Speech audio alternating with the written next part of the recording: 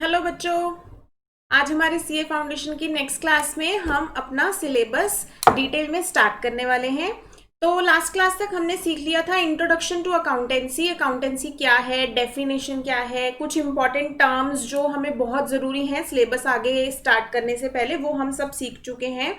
Accounting cycle के बारे में हम जान चुके हैं। तो आज हमें क्या स्टार्ट करना है, अकाउंटिंग साइकिल में हमने फर्स्ट स्टेप की बात करी थी, आइडेंटिफिकेशन ऑफ ट्रांजैक्शन। तो वो तो हमने सीख लिया था लास्ट क्लास में कि हमें देखना है कि ट्रांजैक्शन मॉनेटरी है या नहीं, फाइनेंशियल नेचर की होनी चाहिए। अगर वो पार्शियली फाइनेंशियल नेचर की है तो उसको अलग कर लेना है, जो फाइनेंशियल नेचर की है वो हमारे लिए इंपॉर्टेंट है अकाउंटिंग के लिए।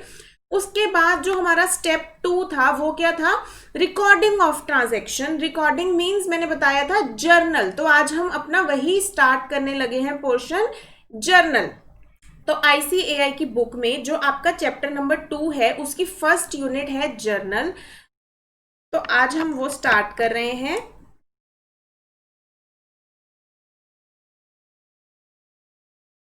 तो इसमें हमें सबसे पहला टॉपिक जो हमारा है वो हमें क्या सीखना है, वो हमें सीखना है double entry system. Double entry system जो है वो बेस है अकाउंटिंग का। अगर मैं बात करूं तो अगर डबल एंट्री सिस्टम की बात हमें समझ आ जाती है तो हमें काफी कुछ समझ आ जाएगा। तो देखते हैं ये क्या है। डबल एंट्री सिस्टम में हम कह रहे हैं कि कोई भी ट्रांजैक्शन है अगर बिजनेस की, जब भी हम उसको रिकॉर्ड करने की बात करेंगे तो हमें देखना है कि हर ट्रांजैक्शन के दो क्या होते हैं, एस्पेक्ट होते हैं।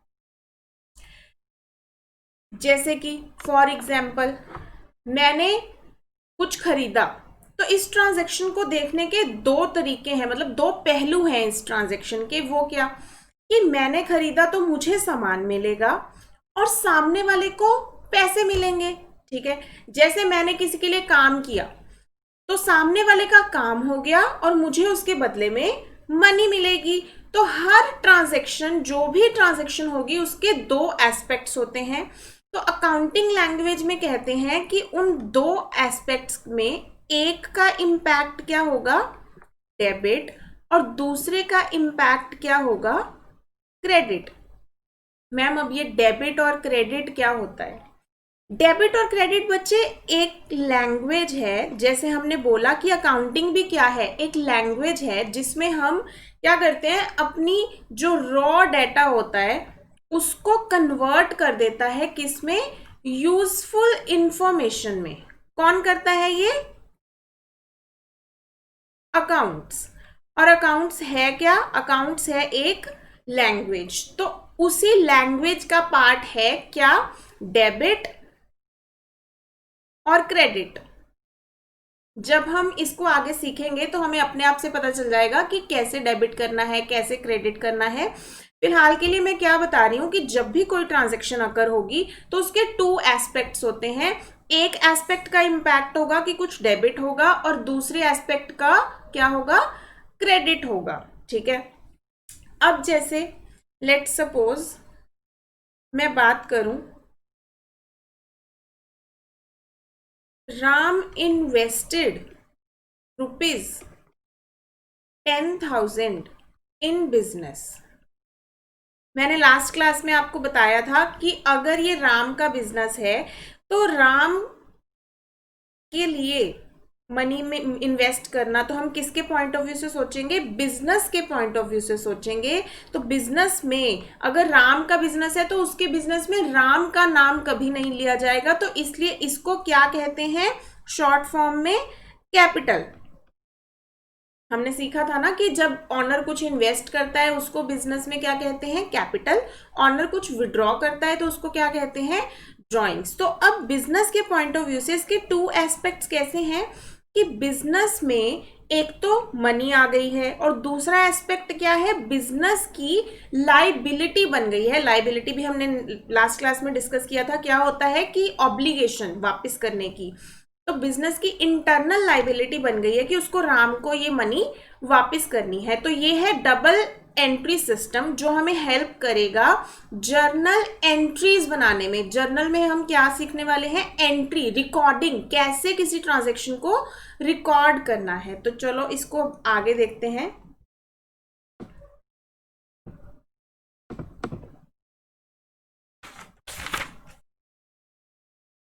अब हमें जो जर्नल एंट्रीज बनानी होती हैं उनको बनाने के कितने तरीके हैं? अप्रोचेस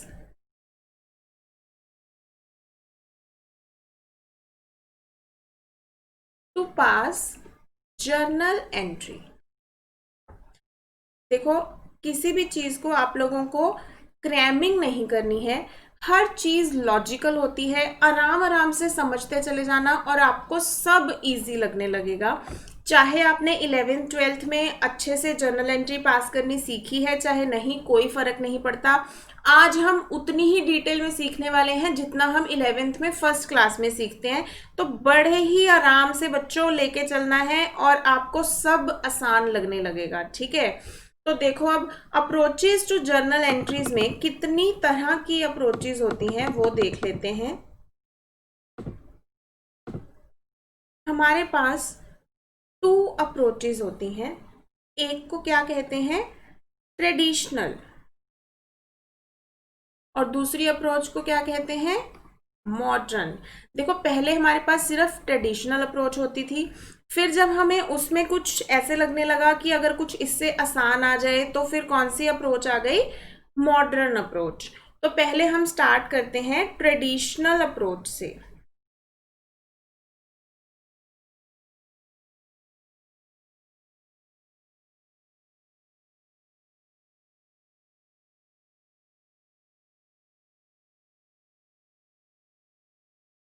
देखो बच्चों, ट्रेडिशनल अप्रोच में हम जब भी कोई ट्रांजैक्शन होती है तो उसको रिकॉर्ड करने के लिए हमें अकाउंट्स चाहिए होते हैं, ठीक है।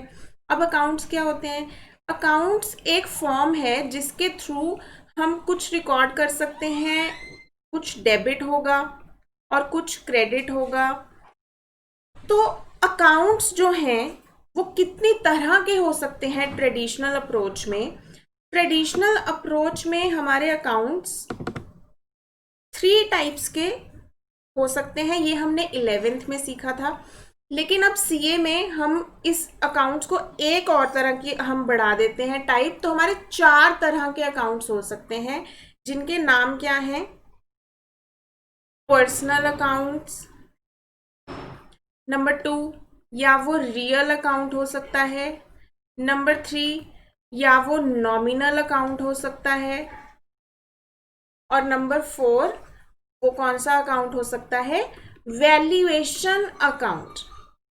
अब हम एक एक करके इनको डिटेल में सीखते हैं क्योंकि हमें एग्जाम में 12 मार्क्स के ट्रू फॉल्स आने होते हैं। तो उन ट्रू फॉल्स का आंसर करने के लिए हमें ये जानना बहुत ज़रूरी है कि जैसे मान लो आपको कोई क्वेश्चन आ गया कि कोई अकाउंट बता दिया कि बताओ ये कौन सा है, पर्सनल है, रियल है, नॉमिनल है या वैल्यूएशन है। तो उसके लिए आपको डिटेल में पता होना चाहिए, तभी आप जज कर पाओगे कि ये कौन सा अकाउंट है। तो लेके चलते हैं हम अपना फर्स्ट अकाउंट।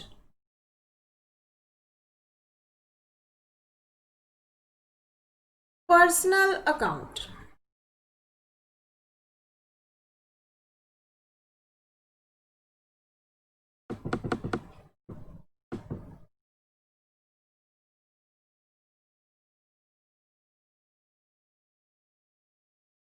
देखो, पर्सनल अकाउंट नेम से ही पता चल रहा है कि किसी पर्सन से रिलेटेड होगा।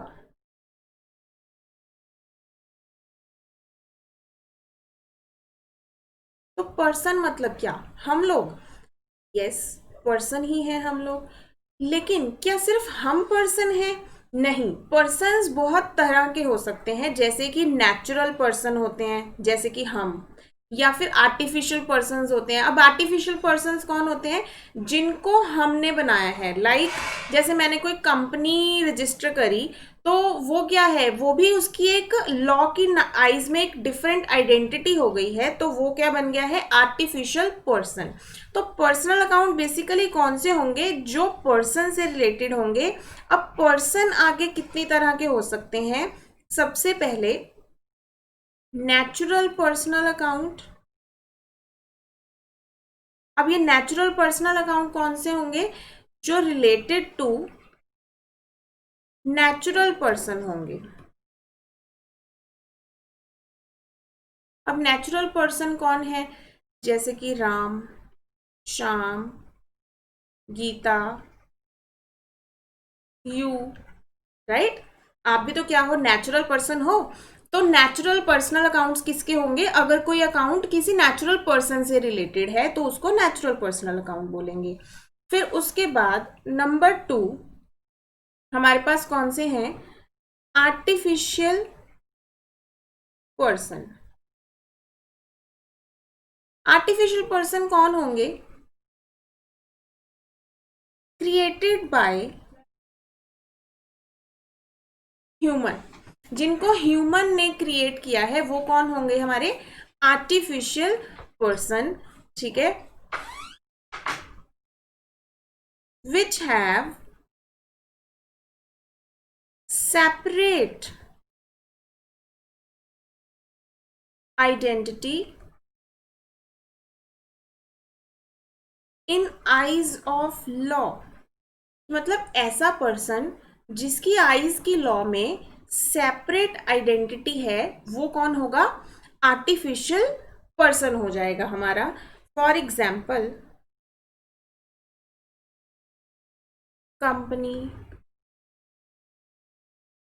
आपका स्कूल, आपकी यूनिवर्सिटी, ICAI, ठीक है, ICSI, इन सब की क्या है, एक सेपरेट आइडेंटिटी है लॉ की आइज में, तो ये क्या है, आर्टिफिशियल पर्सन। और जैसे कोई भी बिजनेस, मतलब कोई भी हो सकते हैं, कोई शॉप है, तो ये सब जिनकी भी सेपरेट आइडेंटिटी है, जिनको ह्यूमन ने क्रिएट किया है, वो क्या हो जाएंगे, आर्टिफिशियल पर्सन्स। फिर उसके बाद थर्ड की बात करते हैं।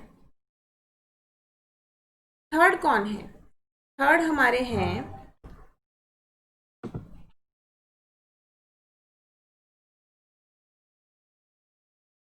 Representative personal account. तो ये रिप्रेजेंटेटिव पर्सनल अकाउंट्स कौन से होंगे, ये जो वर्ड है रिप्रेजेंटेटिव, इससे क्या समझ आ रहा है कि कोई ऐसा अकाउंट जो रिप्रेजेंट कर रहा होगा, बट वो पर्सनल भी होना चाहिए। पर्सनल का मतलब हमने क्या सीखा, पर्सन से रिलेटेड। तो कोई ऐसा अकाउंट जो रिप्रेजेंट कर रहा होगा पर्सन्स को, कौन से पर्सन्स को, natural as well as artificial को। तो जैसे मैं एग्जाम्पल देके पहले समझाती हूँ। जैसे लेट सपोज डेटर, हमने लास्ट क्लास में डेटर वर्ड का मीनिंग सीखा था, who owes money to business। तो डेटर कौन होता है, जो बिजनेस को मनी ओ करता है, ठीक है। वो हो सकता है बिजनेस को राम ने पैसे देने हैं, या ये भी हो सकता है कि बिजनेस को किसी कंपनी ने पैसे देने हैं। तो राम क्या है, एक नेचुरल पर्सन, कंपनी क्या है, एक आर्टिफिशियल पर्सन।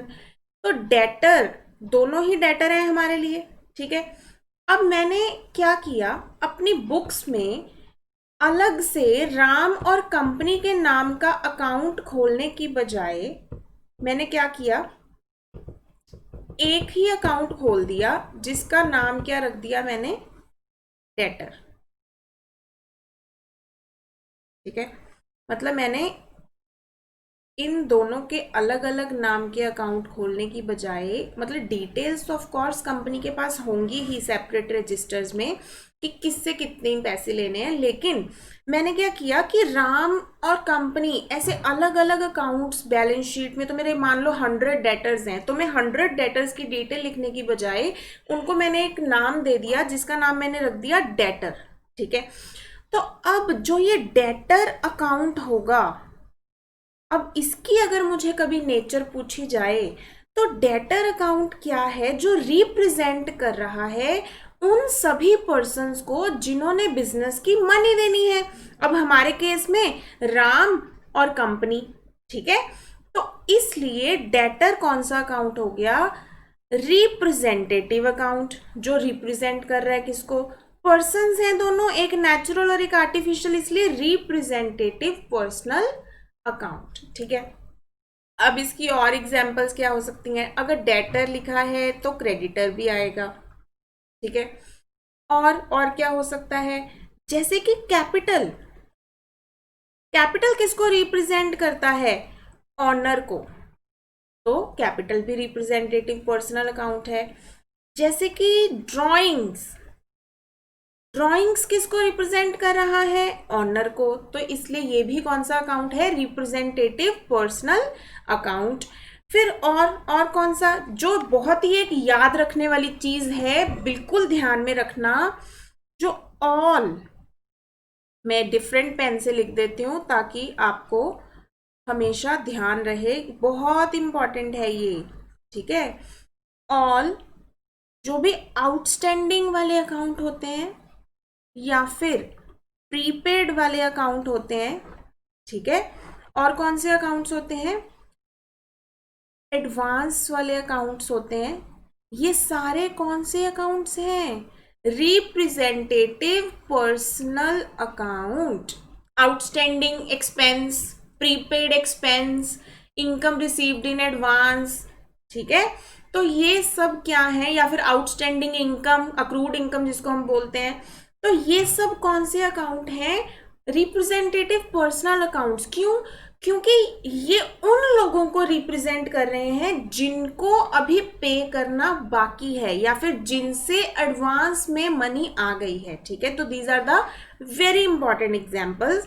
तो ये हमने 3 तरह के पर्सनल अकाउंट्स डिस्कस कर लिए हैं, कौन कौन से, अभी फटाफट से रिवाइज कर लेते हैं। नेचुरल पर्सनल अकाउंट्स, जो नेचुरल पर्सन्स को शो करता है।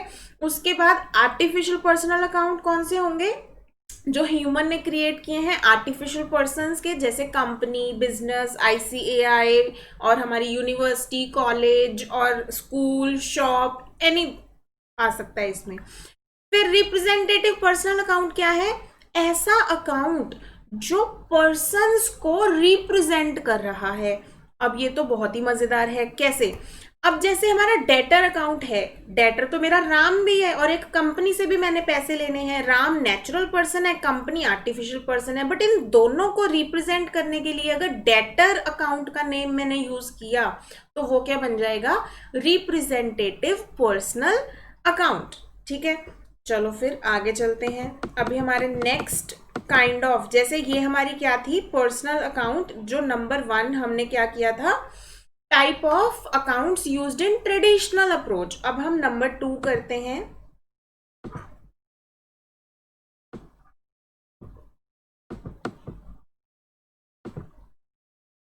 नंबर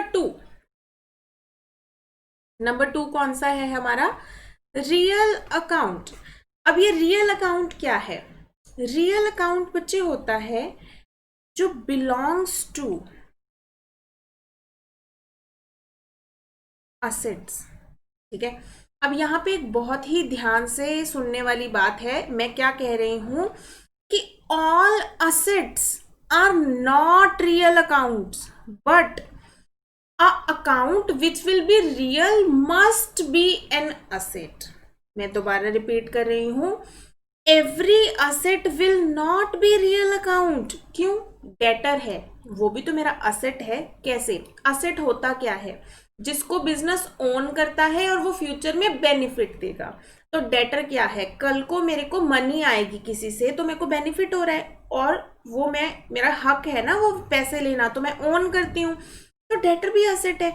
लेकिन वो तो पर्सनल अकाउंट है, रिप्रेजेंटेटिव पर्सनल अकाउंट। तो मैंने क्या बोला, all assets are not real accounts but a real account must be an asset। Real account जो भी, जैसे मान लो आपको कोई क्वेश्चन आया, आपने उसको कैटेगराइज करना है कि ये कौन सा तरह का अकाउंट है, तो कभी भी आप रियल अकाउंट की कैटेगरी में किसी को डालने लगोगे तो आपको ये जरूर चेक कर लेना है कि वो असेट पक्का होना चाहिए, तभी वो रियल अकाउंट बन पाएगा।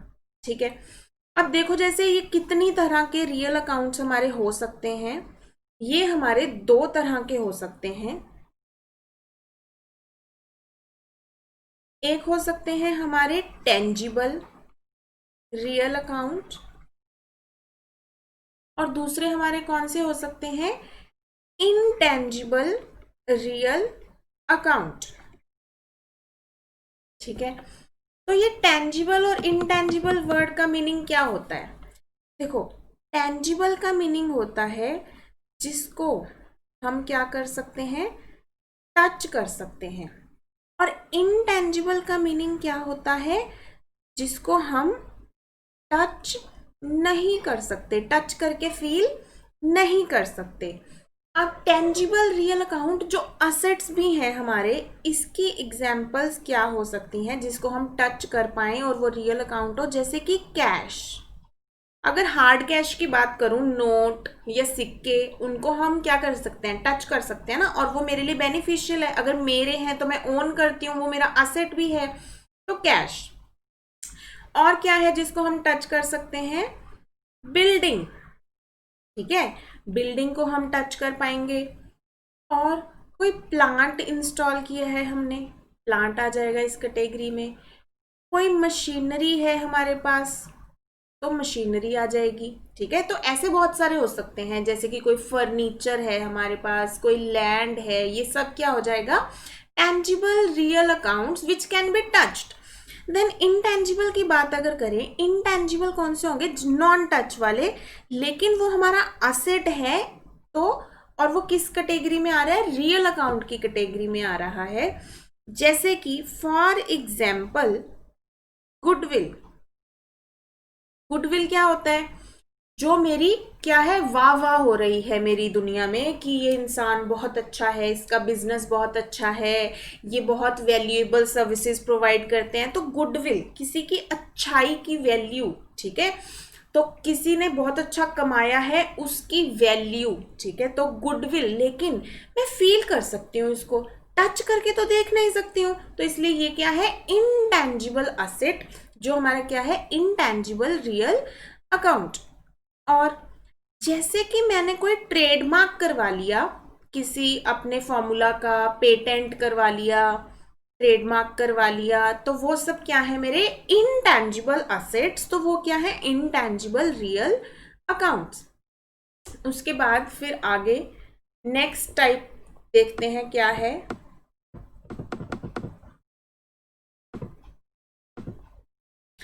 नेक्स्ट है हमारा third, nominal account.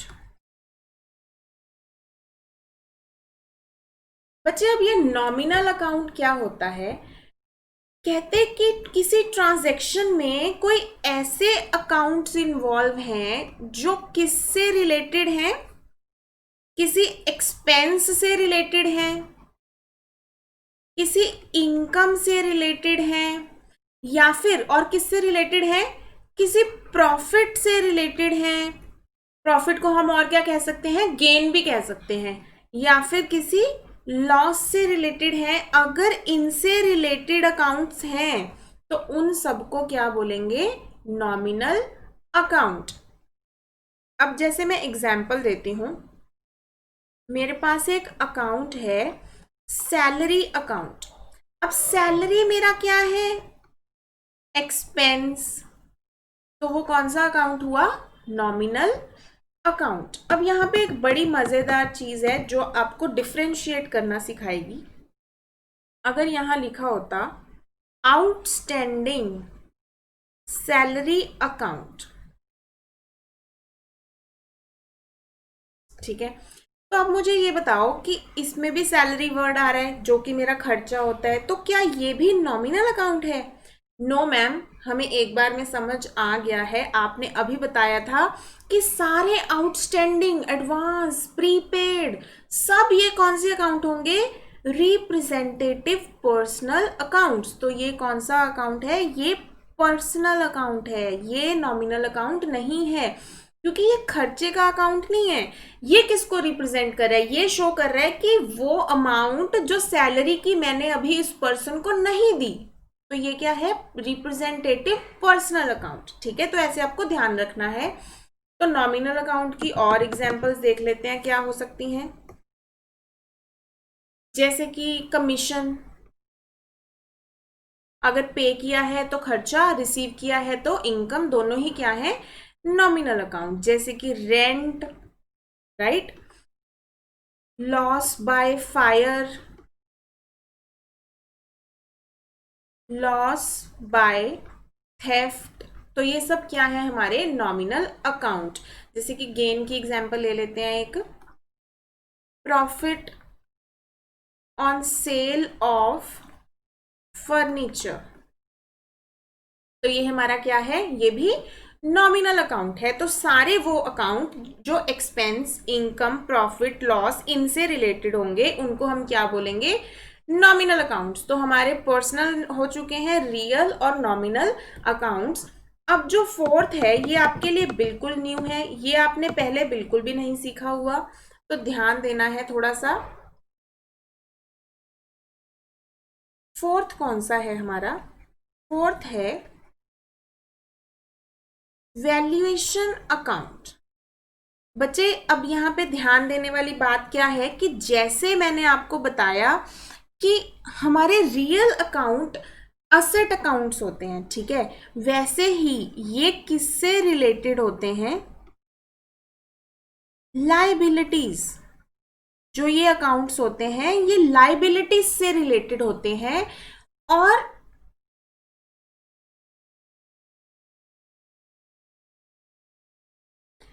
Value of which depends over, किस पे डिपेंड करती है? सम वैल्यूएशन प्रोसीजर। देखो, कोई ऐसा अकाउंट जो लाइबिलिटी का अकाउंट है वो हमें समझ आता है, और जिसकी वैल्यू किसी वैल्यूएशन प्रोसीजर पे डिपेंड करती है, वो कौन से अकाउंट हो गए? Valuation account. अब देखो यहां मैं सेम उसी तरीके से लाइन रिपीट कर रही हूं, all liability accounts are not valuation accounts. क्यों? जैसे कि क्रेडिटर लाइबिलिटी अकाउंट था, क्रेडिटर मतलब जिसको पैसे देने हैं, तो मेरी ऑब्लिगेशन है, लाइबिलिटी है, बट वो कौन सा अकाउंट था? Personal account. लेकिन मैं यहां क्या कह रही हूं? All liability accounts are not valuation accounts, but all valuation accounts must be liability. ठीक है, जैसे कि एग्जाम्पल अब सीख लेते हैं कैसे। All provision accounts. अब ये प्रोविजन अकाउंट्स कौन से होते हैं? जैसे कि प्रोविजन फॉर डाउटफुल डेट। मुझे शक है कि ए से मुझे 500 रुपए आने थे, अब नहीं आएंगे, तो मैंने उसकी प्रोविजन क्रिएट करनी है, तो कुछ वैल्यूएशन प्रोसीजर लगाना पड़ेगा ना कि कितनी प्रोविजन बनाऊं, और वो लाइबिलिटी भी है। ठीक है, क्योंकि कल को अगर मुझे लॉस हो गया तो मेरे लिए क्या है कि मुझे वो अपने तरफ से क्या करना पड़ेगा? लॉस उठाना पड़ेगा, तो वो मेरी लाइबिलिटी है। तो लाइबिलिटी भी है, वैल्यूएशन प्रोसीजर भी है, तो ये कौन सा अकाउंट बन गया? Valuation account. तो सारे प्रोविजन अकाउंट जैसे कि provision for depreciation, provision for doubtful debts, ये सब क्या होते हैं? हमारे वैल्यूएशन अकाउंट्स होते हैं। और क्या है? All reserve accounts. Reserve accounts क्या होते हैं? जैसे कोई फंड है, ठीक है, या फिर जैसे कोई रिजर्व है, जैसे कि कौन सा रिजर्व बताऊं मैं? जैसे डिविडेंड,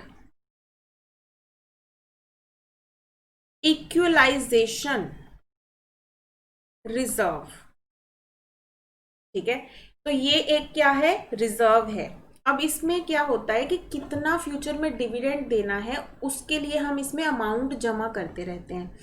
तो ऐसे तो है नहीं कि 50,000 मेरे को इस बार प्रॉफिट हुआ था, मन किया चल 20,000 डाल देते हैं।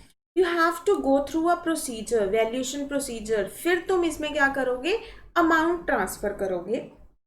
तो लाइबिलिटी है ये मेरी, कल को किसी को डिविडेंड देना है और वैल्यूएशन प्रोसीजर भी है, तो इसलिए ये कौन सा अकाउंट है, वैल्यूएशन अकाउंट। ठीक है बच्चे, तो हमने ट्रेडिशनल अप्रोच में 4 तरह के अकाउंट सीखे। पहला पर्सनल अकाउंट, दूसरा रियल अकाउंट, तीसरा नॉमिनल अकाउंट और चौथा वैल्यूएशन अकाउंट। तो अब इनको बड़े अच्छे से दिमाग में रख लेना है, और ये फाउंडेशन है अकाउंट्स का। जितना हमारा फाउंडेशन स्ट्रांग होगा उतनी आसानी होगी फ्यूचर में जाके हमें सीखने में, बिकॉज अगर हमें ये सब आता है ना तो पूरे अकाउंट्स में जर्नल एंट्रीज बनाने में कोई दिक्कत आ ही नहीं सकती। और आधे से ज़्यादा सीए फाइनल तक भी जब आपने जर्नल एंट्रीज बनानी होंगी ना, तो ये आपको दिमाग में होना चाहिए कि हम क्या कर रहे हैं। ओके, अब ये तो हमने अकाउंट्स सीख लिए कि कौन सा किस कैटेगरी में आता है। मैम हम जर्नल का मतलब क्या होता है? जर्नल का मतलब होता है रिकॉर्ड करना। ठीक है, ट्रांजैक्शन को रिकॉर्ड करना जर्नल कहते हैं उसको। तो मैम रिकॉर्ड कैसे करेंगे? अब मुझे ये पता चल गया कि एक ट्रांजैक्शन होगी, उसके 2 एस्पेक्ट्स होंगे। एक एस्पेक्ट का रिजल्ट होगा कि कुछ डेबिट होगा, दूसरे एस्पेक्ट का रिजल्ट होगा कि कुछ क्रेडिट होगा। ठीक है, और 2 तरीके हैं उनको जर्नल एंट्रीज बनाने के, पहला ट्रेडिशनल, दूसरा मॉडर्न। ट्रेडिशनल में 4 तरह के अकाउंट्स होते हैं, मतलब किसी भी अकाउंट को 4 कैटेगरी में डिवाइड कर सकते हैं। मैम रिकॉर्ड कैसे करेंगे वो तो बताओ। ठीक है, तो हम आगे वही सीखने वाले हैं। Let's start. देखो, उन रूल्स को जिससे हम रिकॉर्डिंग करेंगे क्या कहते हैं? Golden rules. क्योंकि बहुत ज्यादा इंपॉर्टेंट है इसलिए इनको कहते हैं golden rules. Golden rules of accounting. ठीक है, तो यहां पे क्या करते हैं,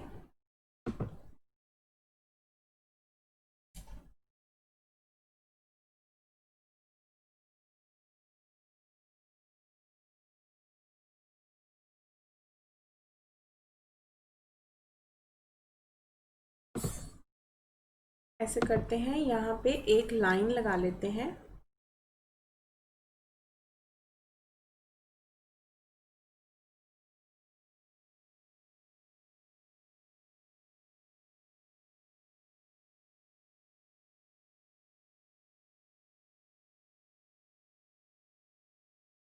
यहाँ पे क्या लिखते हैं हम? टाइप ऑफ अकाउंट, और यहाँ रूल क्या लगेगा।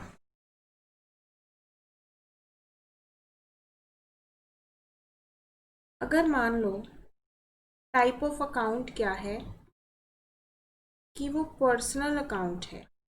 ठीक है, अब वो पर्सनल कोई भी हो सकता है, वो नेचुरल पर्सनल हो सकता है, रिप्रेजेंटेटिव पर्सनल, या फिर आर्टिफिशियल पर्सनल, कोई भी, बस वो पर्सनल अकाउंट है अगर, तो रूल क्या कहता है? गोल्डन रूल ऑफ अकाउंटिंग कहता है कि डेबिट कब करोगे? Debit the receiver. ठीक है, क्रेडिट द गिवर। बच्चों ये ना जो हम रूल्स अभी सीख रहे हैं इनको ऐसे घोल घोल के पी लेना है। ठीक है, और उसके बाद कभी बॉडी से बाहर नहीं निकालना जब तक हम लोग कॉमर्स में हैं। ठीक है, अभी जब हमारी जॉब हो जाएगी या फिर सीए बनने के बाद हम अपनी प्रैक्टिस कर रहे होंगे, ये तो ऐसे घोल घोल के पी लेने हैं। ठीक है, इसी के ऊपर बेस्ड है अब हमारी जिंदगी। तो पर्सनल अकाउंट अगर है तो उसको कैसे रिकॉर्ड करना है, हमने अभी सीखा था ना कि एस्पेक्ट्स क्या हैं, कुछ डेबिट होगा कुछ क्रेडिट होगा, तो वो डेबिट क्रेडिट कैसे करना है वही तो सीखना है हमें। उसके लिए मैंने आपको पहले बताया कितनी तरह के अकाउंट्स होते हैं। अब अगर वो पर्सनल अकाउंट है तो रूल क्या कहता है? डेबिट द रिसीवर, कि अगर वो जो पर्सन है जिसका अकाउंट है अगर वो रिसीवर है तो डेबिट कर दो, अगर वो गिवर है तो क्रेडिट कर दो। ठीक है, अब नंबर 2, रियल अकाउंट का क्या रूल रहेगा? रियल अकाउंट का रूल है डेबिट कब करना है? Debit what comes in. ठीक है, आगे क्रेडिट व्हाट गोज आउट। अगर कुछ आ रहा है टेंजिबल रियल या इनटेंजिबल रियल तो डेबिट कर दो, अगर कुछ जा रहा है तो क्या कर दो, क्रेडिट कर दो। अब आगे चलते हैं।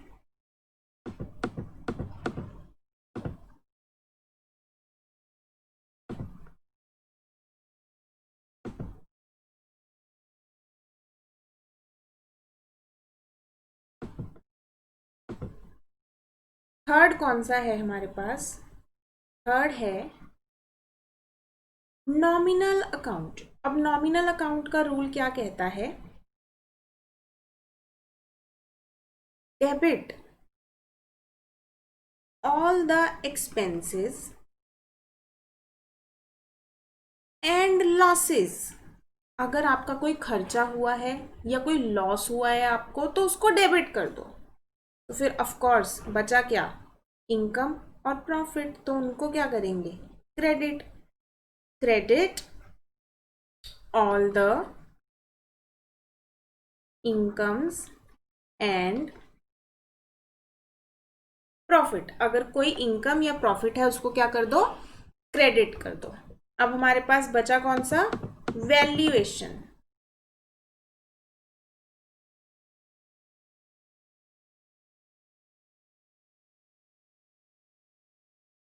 अब देखो बच्चों, वैल्यूएशन अकाउंट का रूल क्या कहता है, ये कहता है कि अगर इंक्रीज इन अकाउंट, मतलब अगर इस वैल्यूएशन अकाउंट में अमाउंट इंक्रीज हो रही है तो आपको क्या करनी है, क्रेडिट कर देना है। अगर डिक्रीज हो रही है अमाउंट तो आपको क्या कर देना है, डेबिट कर देना है। ठीक है, अब इसको याद कैसे रखना है आपको, डी विद डी। कैसे, अगर मुझे ये याद रहे कि डी विद डी करना है मुझे, तो डिक्रीज डेबिट, और दूसरा तो याद रह ही जाएगा कि इंक्रीज तो अपोजिट डेबिट। ठीक है, तो बच्चों जो ये हमारे रूल्स हैं जो आपके सामने हैं, पर्सनल, रियल, नॉमिनल, वैल्यूएशन, इन रूल्स पे ही हमारा जर्नल टिका है। ठीक है, अगर वो पर्सनल अकाउंट है जो इन्वॉल्व है तो रूल क्या कहता है, if that personal account is receiver then debit it, if that personal account is giver then credit it. फिर real account, if something is coming in then debit it, if something is going out then credit it। nominal account, expenses और losses को debit कर दो, income और profit को credit कर दो। Valuation account का रूल क्या कहता है, अमाउंट इस अकाउंट में डिक्रीज हो रही है तो डेबिट, डी विद डी, और ऑपोजिट इंक्रीज हो रही है तो क्रेडिट कर दो। तो ये हमारे क्या है, गोल्डन रूल्स ऑफ अकाउंटिंग।